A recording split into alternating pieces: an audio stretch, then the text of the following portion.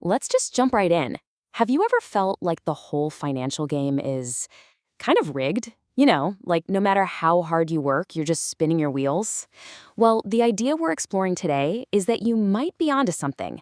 The system isn't really built for the average person to win. But, and this is a big but, the good news is you can absolutely learn the rules and completely flip the script.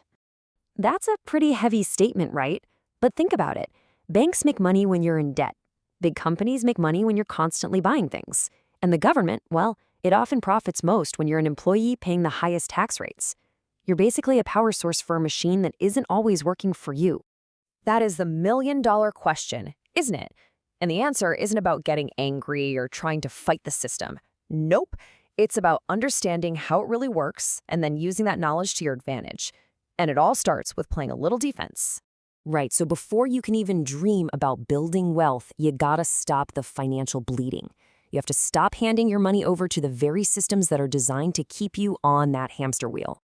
According to the framework we're looking at, the first big move is to steer clear of the 3 C's of debt: cars, credit cards, and lines of credit. These are the most common traps out there. They're perfectly designed to get you to spend money you don't have, which is the exact opposite of what you need to do. Let's just talk about the car for a second. Most people don't ask, can I afford this car? They ask, can I afford the monthly payment? But you're paying a bank interest on something that is guaranteed to be worth less tomorrow and will eventually just stop working.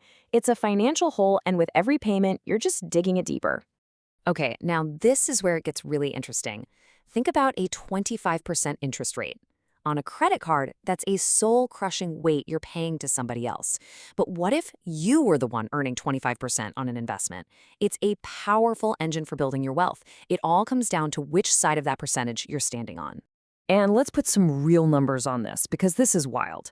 The average credit card debt is somewhere around $6,500. If you just make the minimum payments on that, you could end up paying almost $15,000 in interest alone. That's money that is just, poof, gone forever. But now, look at this. Let's flip the script. What if instead of paying that 25% interest, you were earning it? Now look, a consistent 25% return is obviously very high, but it's used here to make a powerful point. If you invested that same $6,500 and it grew at that rate for 30 years, it could turn into over $5 million. That's the mind-blowing power of compound interest working for you instead of against you. So you have to break the cycle. And a huge piece of that is avoiding what's called the lifestyle inflation trap. We've all seen it, right? You get a raise, you buy a bigger house, you get a bonus, you get a fancier car. But if you can fight that urge and invest that extra money instead of spending it, you hit the fast forward button on building wealth. All right, so you've plugged the leaks, you're playing defense, now it's time to go on offense. And this requires a major shift in how you see yourself. It's about going from someone who just buys stuff to someone who owns the stuff that makes the money. Our economy really has these 3 roles. Every one of us is a consumer. We all spend money. The problem is, most people only consume. Money flows from us, the consumers, to the entrepreneurs and businesses. But who really, truly wins in the end? The investors, the owners. They own the whole system that's collecting the cash. This is such a critical idea to get. A high-paying job is awesome, but it's still just trading your time for money. The second you stop working, the money stops coming in. Real wealth, on the other hand, is when you buy assets, things like stocks, real estate, a piece of a business that grow and make money for you, even when you're sleeping. And the system itself is literally designed to reward the owners more than the earners. I mean, just look at this. A surgeon who makes $1 million a year might pay almost half of that in taxes. But an investor who makes $1 million from their stock profits, their tax rate is less than half of the surgeon's. The rules are just different. And that's why this all comes back to financial education. Getting mad about the tax code doesn't put a single dollar in your pocket. But understanding it, that changes everything. When you understand how money and investing and taxes work, you can stop being a pawn in the game and start making the rules work for you.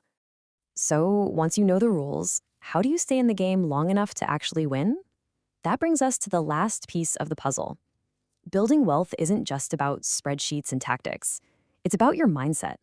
You have to be in it for the long haul, and you have to know why you're even doing it. As you start to learn more, you're going to be tempted by all these shiny objects. Everyone wants a shortcut. But let's be real. While a few people might get lucky, most people who chase these schemes just end up losing money. They end up worse off than when they started. So, the real secret is kind of boring. It's patience. True, lasting wealth isn't built in a week or a month. It's built slowly by consistently investing and just letting that money do its thing for years and decades.